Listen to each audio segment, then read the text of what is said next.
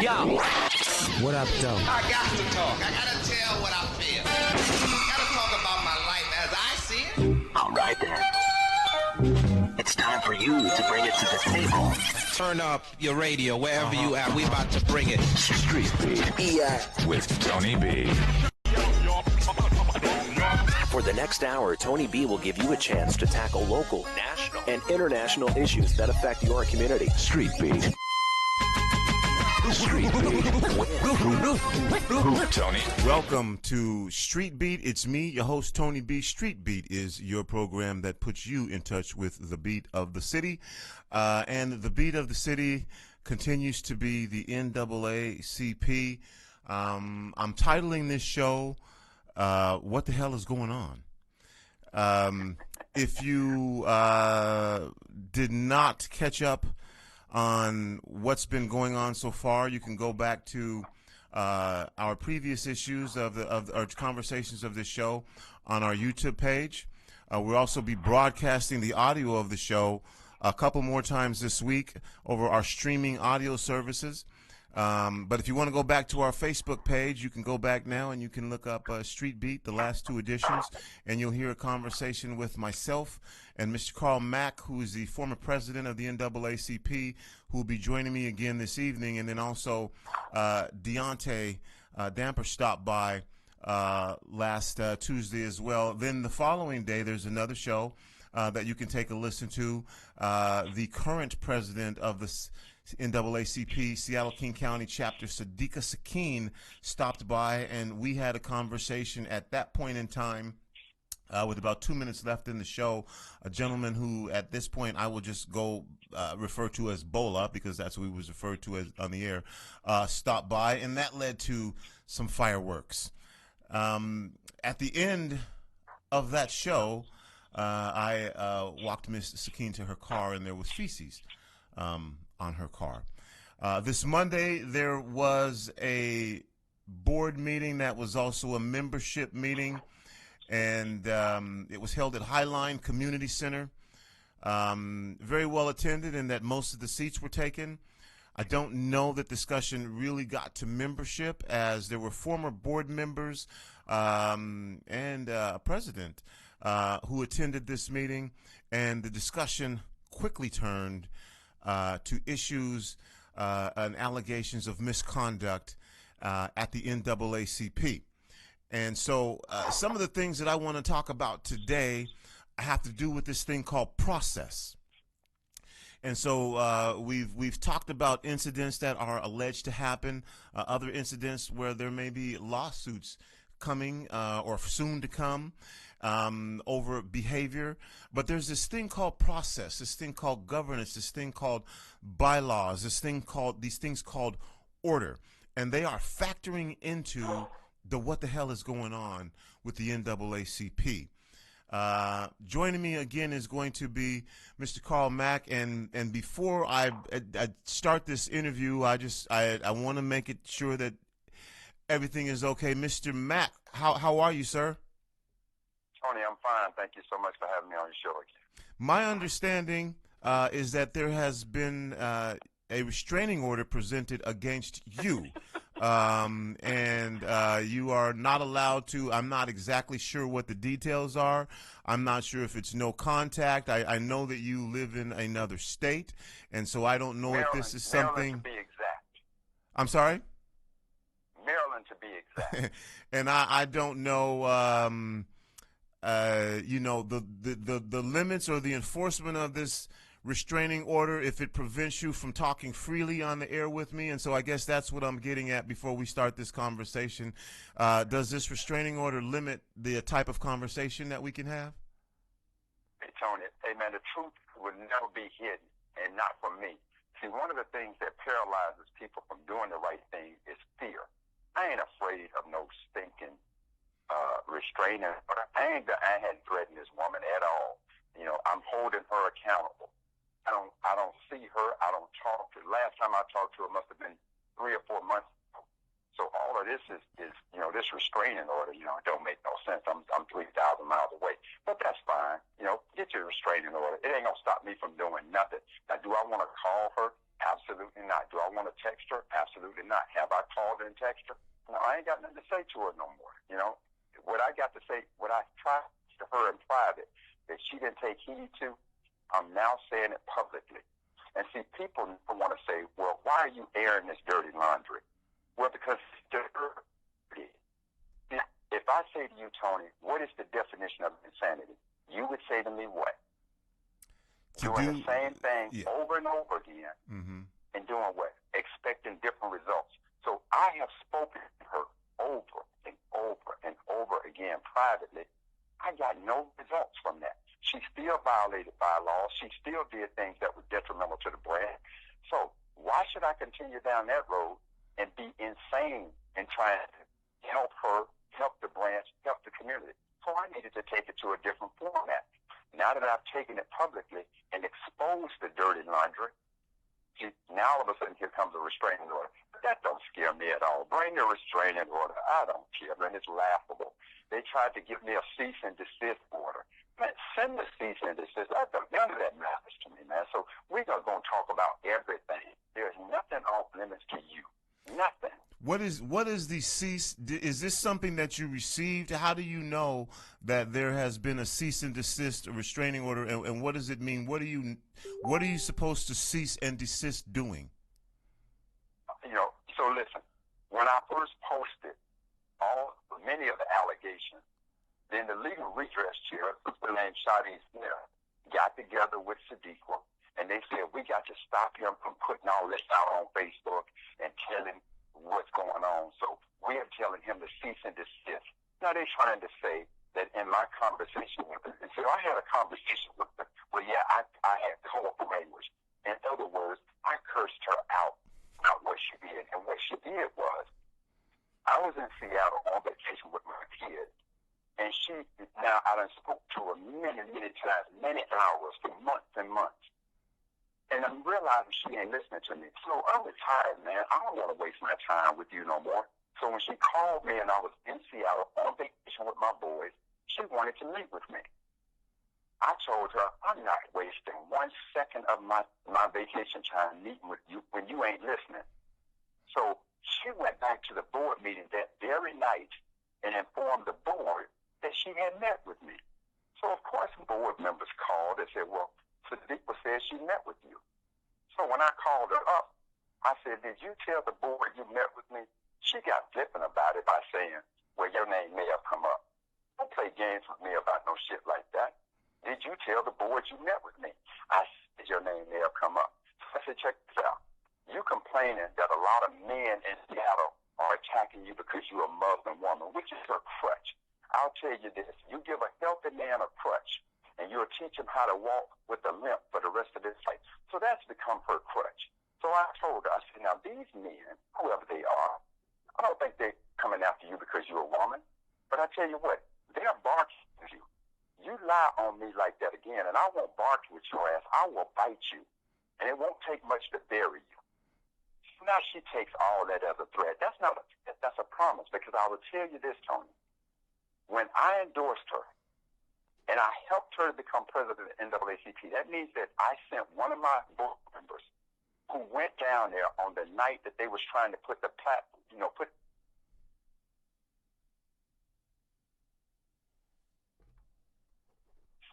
prized, most ferocious members down there, a sister named Sister Allie. And that sister fought like a bulldog to get her on the ballot. See, all of that happened. Now, once we got her on the ballot, Hankerson resigned, she became president. I said to her, I said, Madam President, if you get in there and act a fool, I'll come get your ass too. She'll tell you that. That's what I told you. So throughout my meetings with her, because she's chasing me around asking for the endorsement. I'm not looking to endorse nobody. I'm doing what I need to do, but I want to do what I need to protect the branch. So I promised her then, if you get in there and act a fool, I'll come get you. Well, when she got in there, she started acting a fool. So I came to get her. I tried to talk to her in private. She wouldn't listen, so I took it publicly. So now she wants to say all of this is happening because she's a Muslim woman. Well, check this out, Tony. Ask her if I endorsed her only because she was a Muslim woman. I didn't endorse her in private. I endorsed her publicly. So if I endorsed her publicly, I should be able to hold her accountable publicly. Now, the other thing she wants to do is say, well, all these are personal attacks. Well, let me say this to you and everybody that's listening.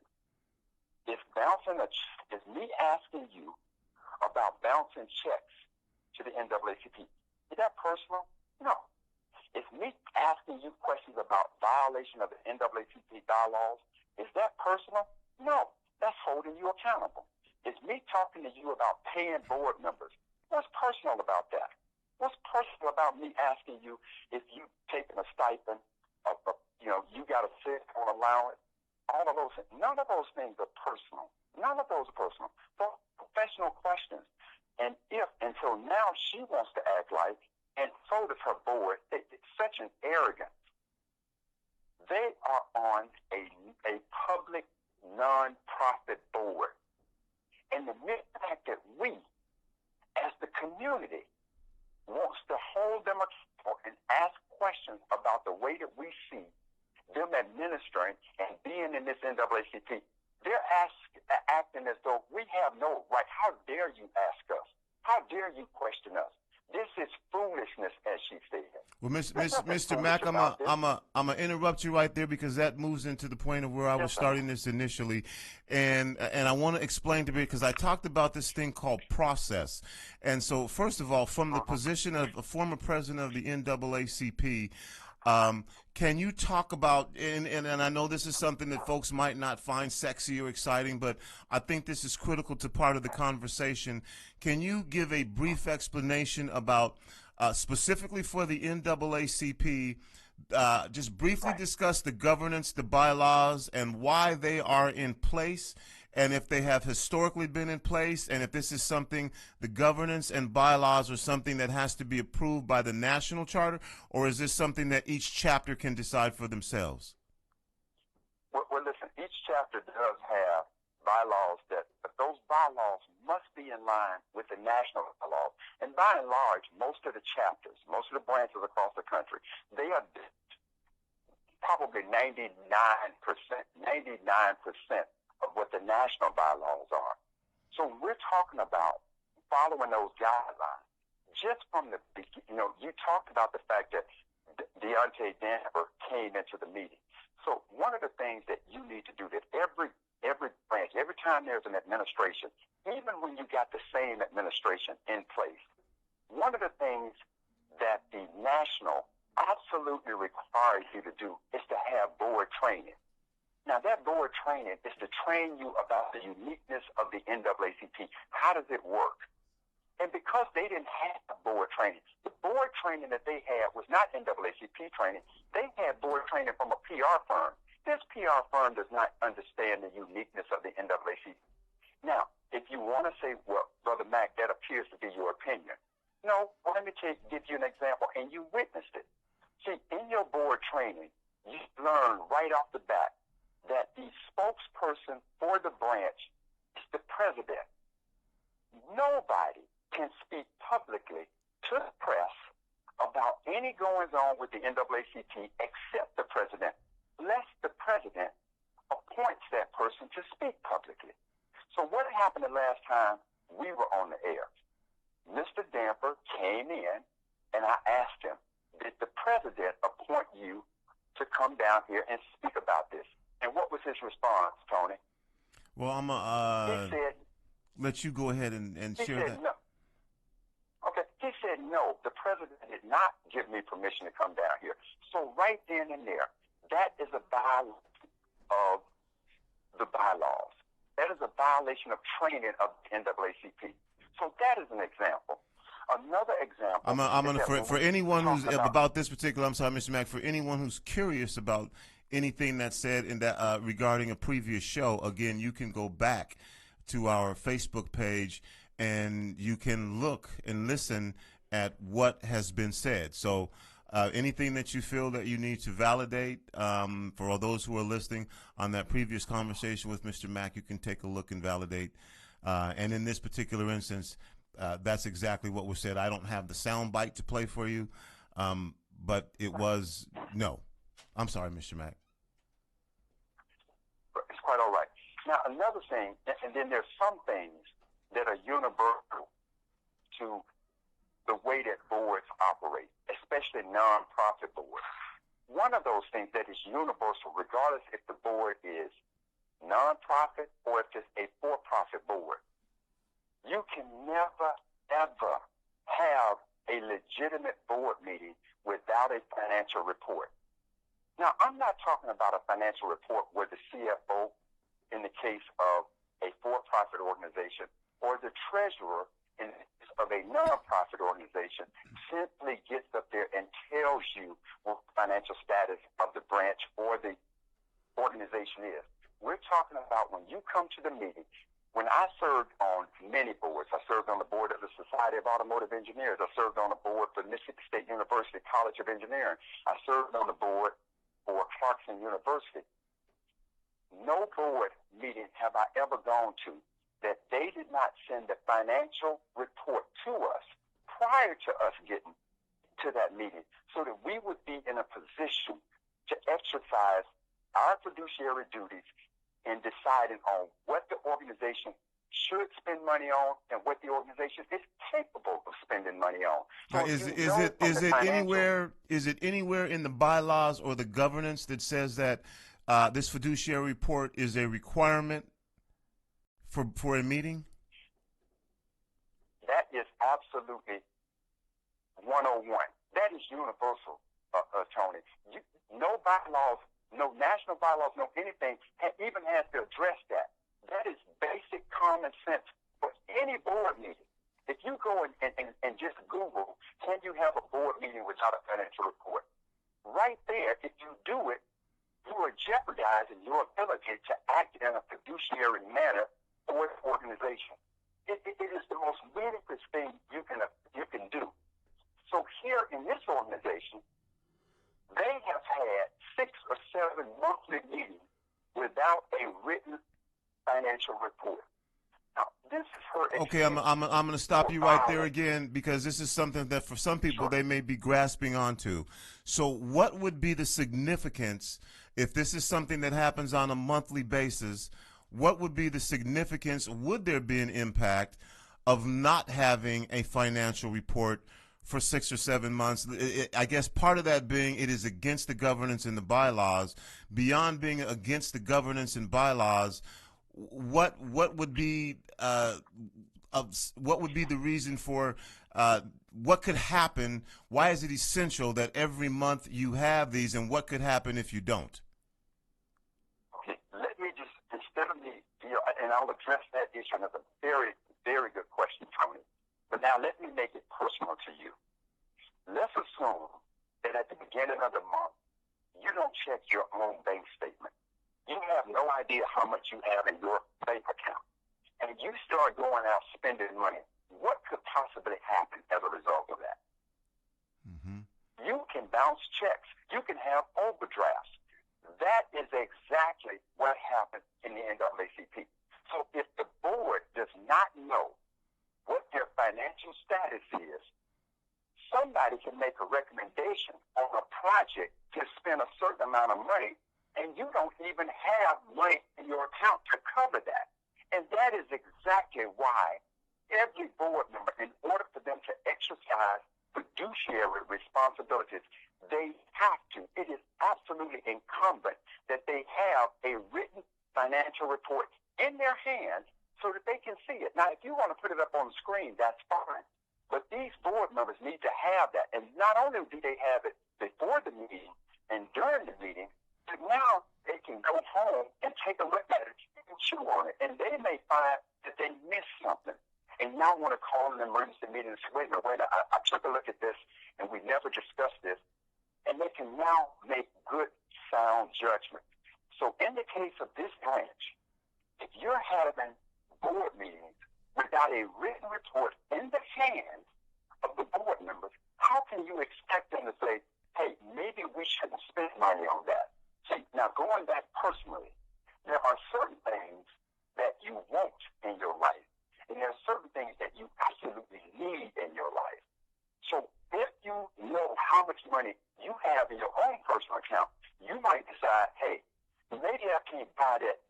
that new suit this month. Maybe I can't buy the new pair of shoes this month, because if I buy that, I won't have enough money for my light bill. And if you don't have enough money for your light bill, your water bill, your gas bill, those services get cut off. If you don't have enough money, maybe you can't go in and buy groceries, and now your family's starving because you decided I'd rather spend my money on a new pair of shoes. So by understanding what your financial status is, you can now make sound decisions.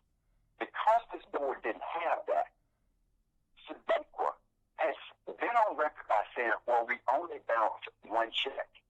Now, the thing she's going to tell you is that we could not have a written financial report because we were busy trying to figure out what happened in the last administration under Mr. Hankerson's administration. I'm going to go back and make it personal again. Let's say that you and your girl are living together, and your girl decides to leave, and you had $2,000 in your joint account, and she took $1,500 out the account. Well, wait a minute, baby. You should have only taken half the money, but she took $1,500 and she's gone. Well, that means you only got $500 in the account. So now you have to make decisions based on that $500. Now, even though you're chasing the girlfriend down trying to get the other $500, you now have to make decisions based on what, Tony? The $500 that is actually in your account. So when the administration started, they recognized that they had $39,000 in the account. So you should have been able to give now, you want to go and chase the Hankerson administration to try to find out what they took and maybe they shouldn't have taken it. Okay, fine, you can do that. But that doesn't absolve you from doing a written financial report to say to the board, well, we got $39,000, so every decision we make must be based on what is actually in our account. Now, when you change administration, under the last administration, they had signatories on those accounts. That means these are the people, see, as a regular board member, if I'm not a signatory on the account, I can't go up to the bank and say, hey, listen, I'm a member of the NAACP, I'm on the board, I want to withdraw some money. The bank says, well, Mr. Mack, I understand that, but you're not a signatory on this account, so you can't withdraw anything. So there were certain signatories on the previous administration. One of the most sound, fundamental things, if you are prepared for leadership, that you should know is that once you go down and discover what accounts there are there, there's $39,000 in that account. Go down to the bank and make sure that the only signatories on that account are the present members. That's the president and the treasurer, or whoever else you want to put. Make sure that they're the only ones that can sign in and take money in or put money in or take money out. That's just sound, experienced business judgment. You wouldn't all of a sudden break up with your girl. Y'all had a joint account. Would you not? Would you keep that account open, or would you close that account and open a new account so that your girl couldn't get into your new account? That's exactly what you would do. In this case, there is no excuse to tell me or tell anybody in the community that, well, the other administration has access to the account. If that is indeed the case, that is your fault. Because you're the one that should have went down and made sure that nobody else, and they did that. They made sure that they were the only signatories on the account. Nobody else could go in there and take any money out of the account. And if it was possible, that is a on absolute poor leadership on that administration. So now what happened? Because you give these written reports all this time, now the administration says, let's go have this, and I called it an inauguration. The reason I called it an inauguration is because that's what she said to me. She said, Dr. Mack, are you going to come back for the inauguration, for my inauguration? Well, no, I ain't doing that. And I'm thinking an inauguration is going to be at the office, people just come in, something kind of low scale, ain't going to cost the branch no money, not a little money, no money, because nobody has ever had no inauguration that cost. Now, the price that she told me, I've heard she told me $8,000. But then I heard that the number was up to $10,000. So I put that the inauguration cost $10,000. And so, again, Okay. Mr. Mack, and I'll let you continue here. You're listening to Rainier Avenue Radio with me, your host, Tony B. We are talking about, with Mr. Mack, about allegations of misappropriation of funds and other things at the NAACP, a show I'm calling What the Hell is Going On? And I told you that we were going to be talking about process and governance and bylaws and how these things are impacting what has been taking place. And so if you're following this, and we're talking now about money that has been allocated, part of Mr. Mack, and you tell me how this works here, aren't the governance and bylaws supposed to have a process by which you track and allocate funds? And isn't that what governance and bylaws are in place for? And how do you go about getting around the governance and bylaws? Is that possible? Absolutely, it's possible, and that is what we saw under this administration. That's why under board training, you have to train the board so that they understand this. The president isn't the be-all to say all, or to say all to be all. That's not the way it works. The president can make a recommendation. The key word here is recommendation. But the power resides in the board. So if the president says, I want to have an inauguration, and we got $39,000, this is going to cost, let's say, $10,000, or $8,000, or $5,000. It is the fiduciary responsibility of the board to say, wait a minute, because we have so little money, and we're still tracking down what happened in the last administration, maybe it's not in our best interest to spend money on something we want versus something we need. But because the board didn't have that, they went and allocated a certain amount of money. Now, at the meeting last night, President Bible asked in very direct terms how much money was allocated for the mixer inauguration. How much money was budgeted for it? Nobody. He asked that question at least three times. And because they're doing their Trump-like act, they spin and deflect. Nobody. Go back and review your footage. Go back. Anybody can review their footage. They never gave a direct answer to President Bible's question of how much money was budgeted for the mixer fundraiser. Isn't that something that should be in the minutes, or something that, if it was discussed, should be readily available? Absolutely. Now, they're calling this a mixer fundraiser. Fundraiser implies that you're going to spend money with the anticipation and hopes of making money. Well, because they didn't tell us how much money was budgeted for this event, we also asked the question, well, was that amount approved by the board? Again, they did not answer the question that this was approved by the board. Now, if that was the case, they could have simply pulled out the minutes and said, here are the minutes in which we said there was $8,000 budgeted for it. We put it before the board. We had discussions, because the way that you do it is you make a motion that $8,000 be spent for the mixer/fundraiser. Somebody is going to second that motion. Then the president would say it's now open for discussion. So now the board is going to discuss, hey, wait a minute, we got $39,000. Is it really prudent that we're going to spend, and when I say $10,000, that would equate to a little over 25% of your budget on a so-called fundraiser. And then somebody might say, well, look, it's a mixer fundraiser. We believe that we can make X amount of dollars, so it'll only cost us this. So they'd have discussions about it. After the discussion, then somebody from the floor would say, call for the question. That means that a motion was made, it was seconded, we had ample discussion about it. Now we're in the vote whether we're going to budget for this amount and put the fundraiser on, or whether or not we're saying, no, we won't do it. That process never happened. And if it did, when you're in this community meeting and you're being called on the carpet about this, it would appear to me that if the president and her board wants to tout transparency, they would have readily produced it.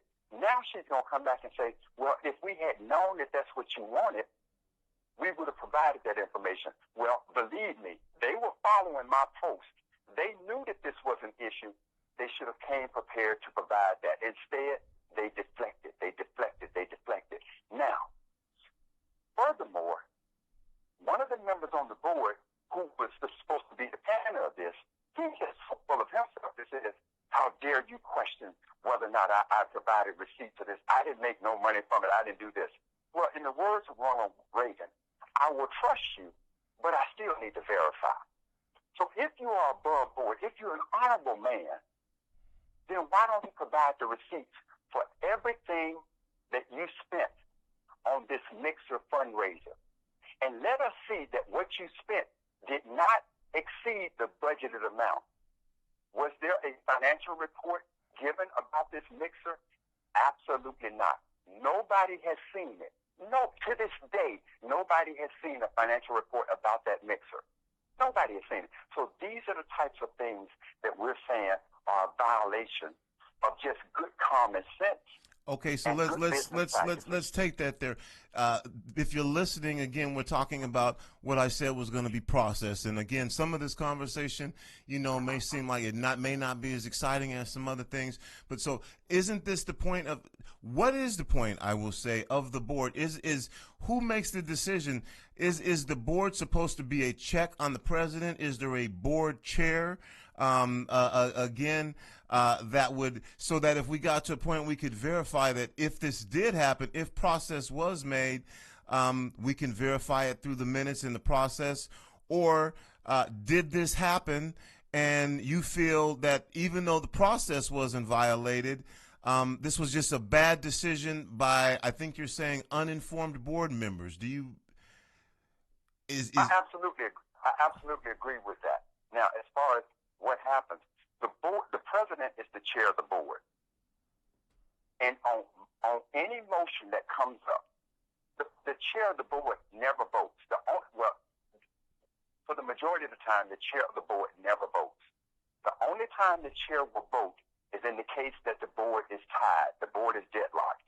Then the president will cast the decision, yay or nay, in the case of that. Now, there's a parliamentarian. The parliamentarian, and normally when you are in a board meeting, you follow, it's universally held that you follow Robert Rules of Order. Now, the reason why Robert Rules of Order are important is because it helps to keep the board focused on the issue so that somebody doesn't go out off on a tangent and you get all convoluted in what's the motion that's on the table. So the parliamentarians, his or her job is to make sure that Robert Rules of Order and that any discussion is to remain to the topic. The secretary is the one that records the minutes. So the secretary doesn't necessarily have to record what each and every individual stated. But in general, the secretary will record, just generally the discussion, the pros and cons of the discussion. But then when the question is called for, the secretary will record that the board, and let's say it's a type, not quite sure. Then they will ask for a roll call. And what a roll call means is that now the president is going to go around the table and each board member is going to vote independently. And the secretary will record the vote of each board member. But there's no doubt how that happened.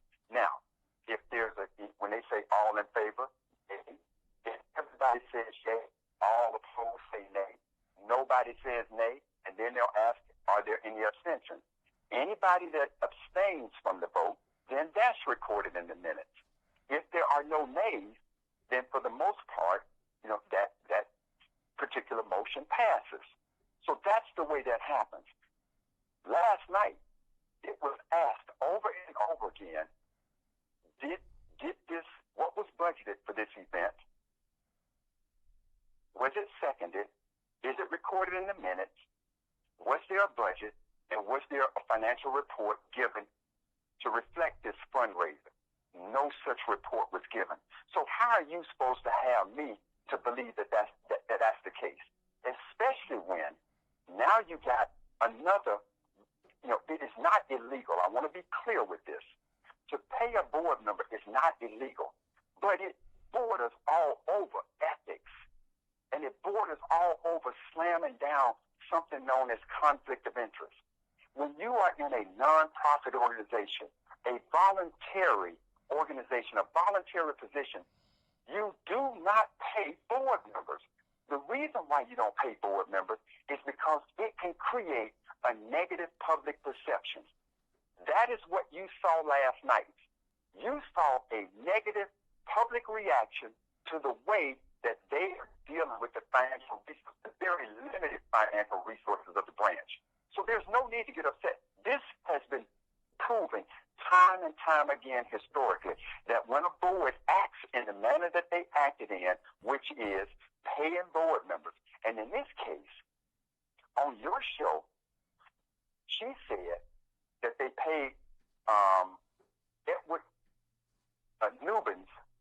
Now, I put out there on Facebook that they paid him $5,000 because that's the information that came to me. They said, no, that's wrong. Mr. Mack is wrong. We didn't pay him $5,000. We paid him $4,000. Okay, $5,000, $4,000. The fact is, you paid a board member. Now, the question is, why did you pay the board member? So now she's claiming that this report, this internal audit, not an external audit, because, see, an internal audit lacks validity. That's the reason why you bring an outside firm in to now take a look at the books, because that outside firm validates what is found in the report. They didn't do an external audit. They did an internal audit. That means, and so now she's claiming that's why we paid Edward Nubin, because it was all this work. Well, what came out last night was Edward Nubin didn't do the report. A guy by the name of David Hackney did the report. And the person who really shed the most light on that was Cynthia Hobbs. Now, Cynthia Hobbs has been the treasurer for the NAACP for well more than a quarter of a century. So Cynthia Hobbs had records that dated back almost 25 years. She stood up and said, Sadiqa, both you and Edward came to my home. Not one of you asked me for financial records. On the other hand, David Hackney came to my home along with you, Sadiqa, and David asked me if I had the financial records, and I told him I did. And Cynthia stated to them that had you asked me for the financial records, I would have gladly given them to you. So when David asked for the financial records, to her word, Ms. Hobbs, with all of this NAACP experience, with all of this transparency, with all of these good ethics, she turned over the financial records that Mr. Hackney asked for. Those financial records is what is clearly stated in the report. So if she gave him the records, and those records are what makes up the internal audit, well, it is clear that David Hackney did the audit. So if he was to, and furthermore, David Hackney said to Edward Nubens, I tried to call you for 3 weeks. You never responded to my phone calls. You always had excuses for it. So David Hackney was the author of that internal audit. Now, if he was the author of the internal audit, why is the justification that you're now going to pay Edward Nubens the $4,000?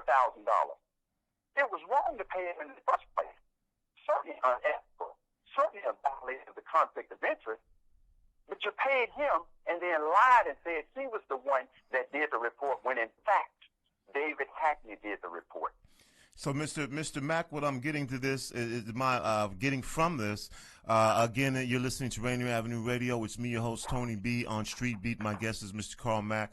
We're talking about the NAACP and allegations of some pretty serious transgressions. The question was the importance of governance and bylaws, and if there has been a lack of reporting fiduciary responsibility on a monthly basis, meeting for 6 or 7 months. And my question was, how does this impact moving forward? And what it sounds like is if you don't have these financial reports, if you don't have these meeting minutes, then it presents an opportunity again for things like conflict of interest.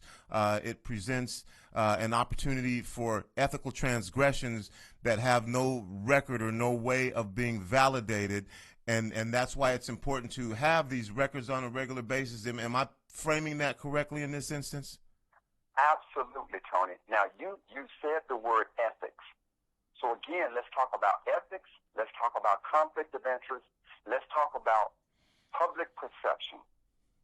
So you mentioned Bola coming in. Now, Bola came in because Bola is in a dispute with the president over a $5,000 loan. It is clear that Bola has records because I posted one of the text message conversations between he and Sadiqa. And in that text message, he clearly asked, when are you going to pay me back my loan? And she said, I'm working on it right away. And he thanked her for a quick response. And I think that was on July 6th. So he came back on July 25th and said, listen, Sadiqa, you said you were going to pay me back that loan for your campaign in March. She said, yes, please give me another month because I'm dealing with all of these issues within the NAACP. So in that text message, it is clear that she didn't dispute that it was a loan. Now, had she said in the text message, hey, hold up, Bola, you go for the donation. See, now you got an even playing field.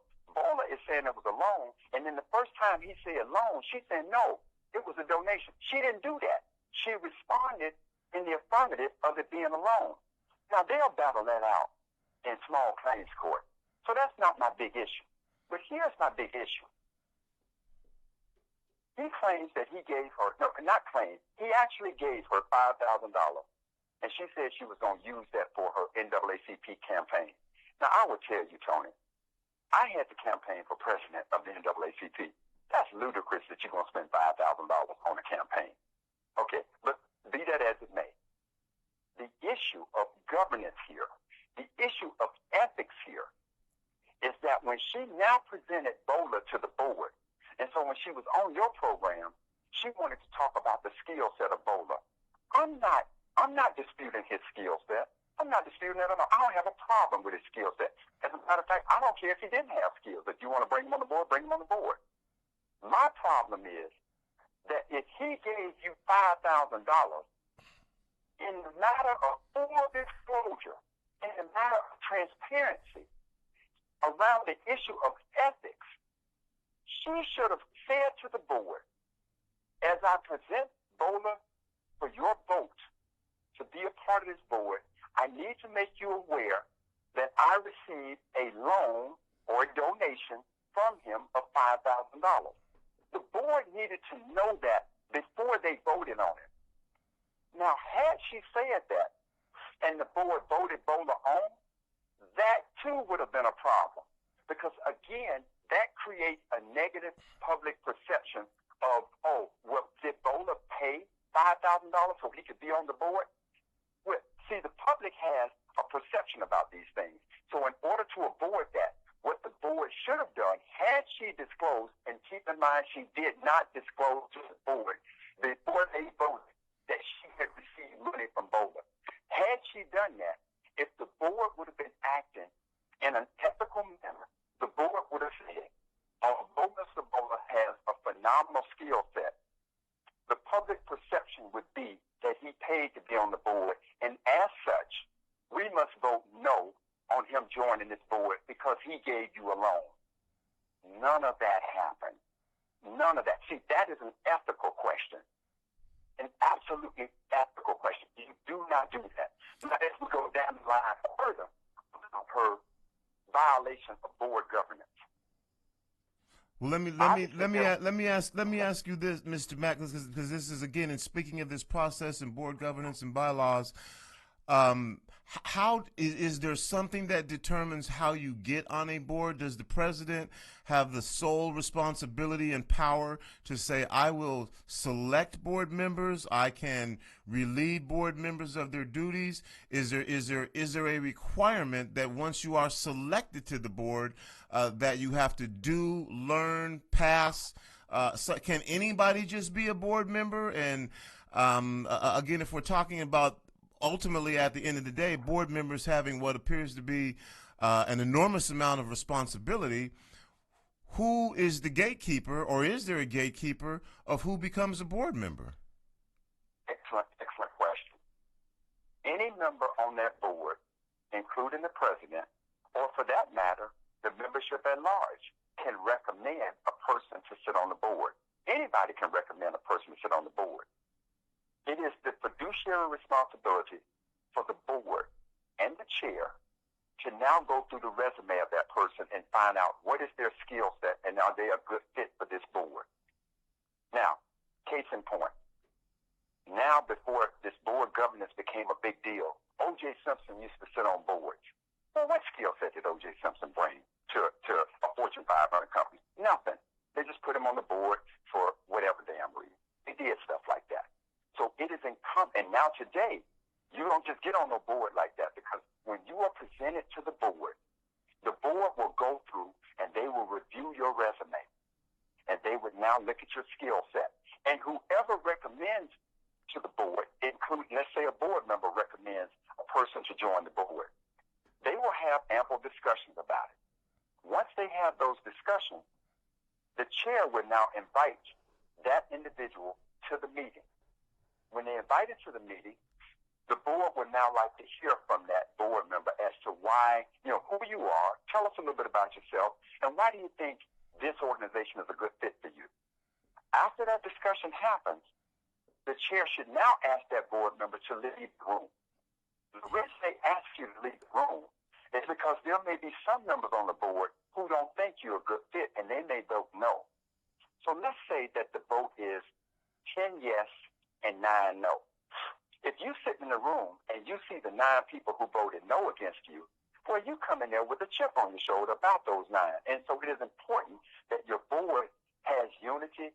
There is no animosity. Nobody's fighting against each other. But if you knew that these people voted against you, well, you're going to come on the board with a chip on your shoulder. So that's why you ask the person to leave the room. Once they leave the room, the board now votes. And if you voted on, now they would invite you back to the room, and the chair of the board will announce, Mr. Atman-Bowler, congratulations and welcome to the NAACP Executive Board. Everybody claps. He takes a seat. Now we're on with the business. Now, does the president have the sole authority to appoint a member to the board? Absolutely not. Not on a nonprofit, not on a for-profit. Nobody has the sole responsibility and power to do that. Nobody has that. So now, let's talk about how do you remove a person. When you look at the NAACP bylaws, it would tell you that if you have a problem with a board member and that board member has acted in a manner that is egregious to the organization, you are to document those allegations. Now, before you send it to the national, you should have a discussion with that board member to discuss these, because maybe the board member has some information that you want to put to explain his or her behavior. But if indeed you find the behavior so egregious, now you have to write a letter to the national office, to the president and CEO, in this case, Derrick Johnson. That letter has to be signed by at least 3 members in good standing. When the president of the branch, when you send that letter off and it's received by the national office will then send a letter to the person in question with the allegations. That person then has 15 days to respond in writing about those allegations. Once it goes back and a written response is received, the organization, the NAACP, would now send that to the Vice President of Field Operations, and then they would in turn send it to the staff of World Headquarters of the NAACP. The staff then has 90 days to conduct the investigation, to investigate the actions, to make recommendations, and then to offer to render a judgment. And they would render that to the president. At this point, they would now notify both the board, the branch, and the individual that they're ready to render their decision. Now, the individual could now request a hearing. If he or she requests a hearing, now they have another 60 days to schedule the hearing. Now that you have the hearing, both parties are there. The NAACP has their national personnel there, and a hearing takes place. Once the hearing takes place, whatever the decision of the hearing is, let's say that the hearing says that this individual did not violate, and we don't find that their actions are egregious enough to remove them from the board. If that happens and the president is so bothered by it, the president can ask for an appeal. If anybody, either the president or the person that the allegations are against, asks for an appeal, now you got another 60 days to schedule a hearing, another hearing. What this sounds like is a process that requires a lot of documentation that should leave a paper trail that's quite substantial to get through this process. So because of the governance, because of the bylaws, because of this process, those are the things, again, that for the public, as you're listening, this is where you'll get the information if you have questions. If you're wondering with the NAACP, what the hell is going on, that's why we're having this conversation about process, along with the name calling and the mudslinging and the he said and the she said and the accusations and the denials and the getting upset. All of that stuff is what it is, but at the end of the day, what we're talking about here that is being impacted, that's making this relevant, is the process. And so go ahead, Tony. I'm sorry. Go ahead. We've spent quite a bit of time here talking about the process because I think that was important. So if this seems like information that went by and I implore you to go back and listen to this show again so that as you move forward, when you're deciding for yourself what you think, what the hell is going on at the NAACP that represents your community, you begin to have a better feel for this process that's taking place. Now with Tony, this... hold on. Let me add this, because this adds to what the hell is going on part of this. So if anybody wants to understand these issues that I've raised, please go to my Facebook page, Carl Mack. You'll find my post about this. Now this goes into the what the hell is going on. I just described to you a very arduous process, and if you add up all of those days, Tony, that process might take almost 180 days to get through. In the case of Sadiqa, what she did was, when she found that there were board members who weren't in line with her, who may have been exercising their fiduciary responsibility, and by the way, that is the sign of a healthy board. A healthy board is one, and not when everybody just goes along to get along, but people absolutely take their fiduciary responsibility serious. And they might vote no against something that the board is recommended, something that the chair is recommended. In her case, when people went against her recommendations, instead of giving them due process that might take up to 180 days, she was removing people in 180 minutes. She didn't write letters to the national office. These people never got letters back from the national office. They never were afforded due process. And in one case, in two cases, where it involved both Bola and David Hackney, where these people went against the president, she now had an armed security guard at the meeting. And when these people tried to come in, when these board members, not people, when these board members, members of the NAACP, tried to come in and exercise their rights to due process, she had the armed security guard to not let them in, and then call the property manager and say, these people are trespassing on property, remove them. And they did not let these members, these board members, in the meeting. So when she wants to talk about that she's the first Muslim woman in the history, in the 100+ year history of the Seattle branch of the NAACP, well, check this out. Here's another thing you first at, Sadiqa. You're the first president in the history of the 100+ years of the Seattle NAACP to bounce checks. You're the first one in the history of the Seattle branch of the NAACP to have two former presidents call for your resignation.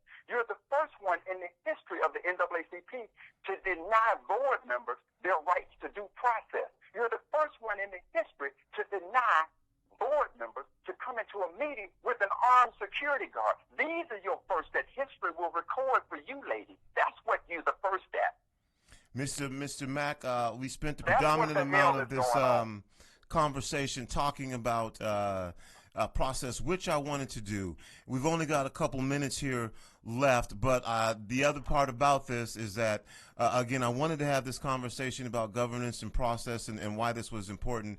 But in addition, some of the allegations that you made are beyond process and governance, and they get into credibility and ethical and whether a person is deemed, again, a person who, well, I guess you would say has the ethical requirements to be the president of the NAACP. And some of those comments have been specifically directed at Miss Sakine. And so I want to give you the opportunity to hear, to either address those or maybe recant the statement or make it again understood why beyond process you feel it's important to make statements in regard to Miss Sakine personally. No, I haven't met, again, I'm going to say this to you again. There is not one of these issues. Tell me how holding a sitting president of the NAACP is personal. Mm-hmm. Tell me how calling out the violation of bylaws and due process against board members, how is that personal? How is me saying that you're not giving the board members written financial reports so they can exercise their fiduciary responsibilities personal? There's not one thing that I said in this meeting, in this conversation, that is personal against her. We're talking about ethics. We're talking about credibility. We're talking about transparency. Now, as we talk about the makeup of a good leader, ethics is a very good part. What is your character? Now, you asked her on your last show that this thing came up about her claiming that she was a Delta, a member of the Deltas. Her response to you was, I'll prove when I'm a Delta when I feel like it. No, it don't work like that, Sadiq. It don't work like that. You stepped into the history of the Deltas. You don't just get to come in and claim Delta. These sisters have given you ample opportunity to prove yourself. Like myself, they went to you in private. And you said you were all in your feelings because of the way they came at you. These sisters came at you with class. They not doing what I'm doing. See, I'm putting your ass out there on Front Street. That's what the hell going on. But instead of you understanding the history and respecting the history, you decide, no, I'll prove it when I want to. Now, there's not a person out there who could lay claim to being a part of an organization. And if you challenged about it, that person won't prove that. Mr. Mack, I'm gonna have to stop you there because I'm about out of time, and I know that I didn't leave much space for that. Miss Sakine will be here tomorrow at 8:00. Again, Mr. Mack, I thank you for joining us again and indulging the listening audience in this conversation again about governance and bylaws and ethics and why these things are critical and important to the allegations that have been made. I appreciate you coming on the show, and I do want to give you, although I won't have much time, about a minute, an opportunity for final words if there's something that you want to say. Okay, Brother Tony. Now, Sadiqa, because you sitting there saying if you hadn't known you would have bought the information, bring financial reports from January to June that you presented to the board that they were able to walk away with. Since you're saying that you didn't know what was going on, bring proof of your membership that you are a Delta. Go ahead, bring these things. Because you said you didn't know what was going to be asked of you, bring letters that sent to the national office about the erroneous behavior of board members, proving that you gave them to Tony to the program tomorrow. Bring that information to him. I guarantee you she can't bring. Tell her to bring a financial report that was given to the board members about the so-called inauguration minister fundraiser. Bring that information. Yeah, so you're going to be up all night trying to read those documents. But I tell you what, Tony, when she brings them, now what I would like to invite you to do is to bring those same board members that she kicked off and violated their rights of due process by violating national bylaws, bring them on your show and let them answer you as to whether or not they received letters from national, they received letters, and let them tell you what processes she went through. Let them explain to you whether or not they've seen these financial reports before, because we didn't see them last night. Instead, all we got was spin deflection. Oh, they're attacking you because you're a woman. No, we're not attacking you because you're a woman. We're holding you accountable because you were the NAACP. That's it. Stop that nonsense. That's about all the time I have. That is going to do it for the kid, Mr. Mack. Again, thank you for joining me, and thank you all for listening and watching this discussion on the NAACP. What the hell is going on? We'll be back with you tomorrow at 8 o'clock. Again, whether you believe you can or whether you believe you cannot, you're probably right. I'm out. Peace.